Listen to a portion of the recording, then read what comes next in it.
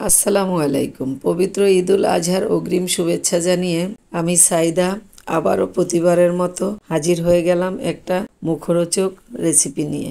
বন্ধুরা, আজকে আমি আপনাদেরকে দেখাবো কিভাবে গরুর পায়া প্রেসার কুকারে খুব কম সময়ের মধ্যে মজা করে রান্না করবেন। এই পায়া পরিষ্কার করার ভিডিও আমি এর আগের ভিডিওতে আপলোড করেছি, আশা করি অনেকেই দেখেছেন। আর যারা এখনও দেখেননি, আশা করি আমার চ্যানেলে প্রবেশ করে দেখে আসবেন। বন্ধুরা, দুঃখের সাথে জানাচ্ছি যে পায়াতে মশলা দেওয়ার ভিডিওটুকু আমি কোনোভাবে স্কিপ করে ফেলেছি, এজন্য আন্তরিকভাবে দুঃখিত। তবে আমি এখানে আপনাদেরকে পায়ার পরিমাণ এবং মশলার পরিমাণ বলে দিচ্ছি, আশা করি আপনাদের বুঝতে সমস্যা হবে না। প্রথমেই পায়াগুলোকে ছোট করে কেটে পরিষ্কার করে ধুয়ে প্রেসার কুকারে নিয়ে নিয়েছি। এরপরে দিয়ে দিয়েছি 1 চা চামচ হলুদের গুঁড়া, 1.5 চা চামচ মরিচের গুঁড়া, 1.5 চা চামচ জিরার গুঁড়া, 1.5 চা চামচ ধনিয়ার গুঁড়া, 2 চা চামচ আদা বাটা, 2 চা চামচ রসুন বাটা, 2-3টা তেজপাতা, 3 টুকরা দারচিনি, 6টা সাদা এলাচ, 4টা লবঙ্গ।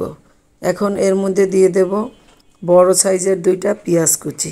এরপরে দিলাম সরিষার তেল, এখানে আমি দিয়ে দিলাম 2 টেবিল চামচ পরিমাণ।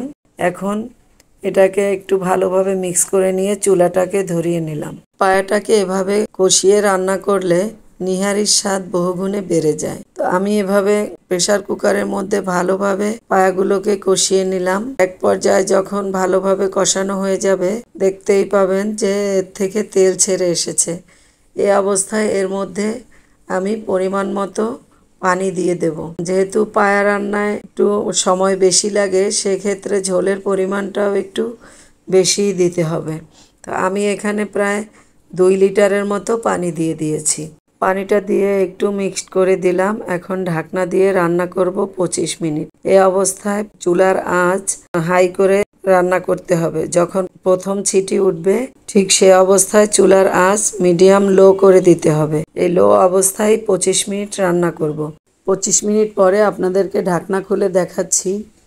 দেখুন বন্ধুরা, কত সুন্দর একটা লুক এসেছে। তো এখন আমি এটাকে একটু বাগার দিয়ে দেব, সেজন্য একটা প্যানের মধ্যে 1/4 কাপ পরিমাণ সরিষার তেল দিয়ে দিলাম। তো এখন 3টা শুকনো মরিচ দিয়ে একটু নাড়িয়ে চাড়িয়ে এর মধ্যে দিয়ে দিলাম রসুন কুচি এবং পেঁয়াজ কুচি। তো আমি এখানে দিয়েছি 1 টেবিল চামচ রসুন কুচি এবং 1/2 কাপের মতো পেঁয়াজ কুচি।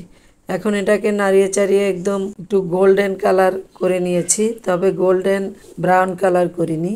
এর থেকে বেশি কালার করলে কিন্তু নিহারির স্বাদ নষ্ট হয়ে যাবে। তো দিয়ে দিলাম প্রেসার কুকার থেকেই সরাসরি ঢেলে বাগারের মধ্যে। এখন একটু নাড়িয়ে চাড়িয়ে দিলাম। ফ্রেন্ড, প্রেসার কুকার ছাড়া কিভাবে এই নিহারি রান্না করা যায় সেই রেসিপিও আমার চ্যানেলে রয়েছে, প্রয়োজনে দেখে নেবেন। এখন 1/2 টেবিল চামচ ভাজা জিরার গুঁড়া দিয়ে একটু মিক্সড করে নিলাম। আশা করি শুরুতেই একটা লাইক দিয়ে ভিডিও দেখা শুরু করেছেন।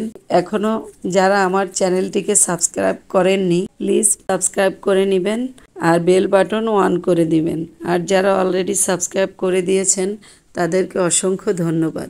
রেসিপি ভালো লাগলে ফ্রেন্ড এবং ফ্যামিলির সাথে শেয়ার করবেন আর কমেন্ট করে জানাবেন আপনাদের কাছে কেমন লেগেছে।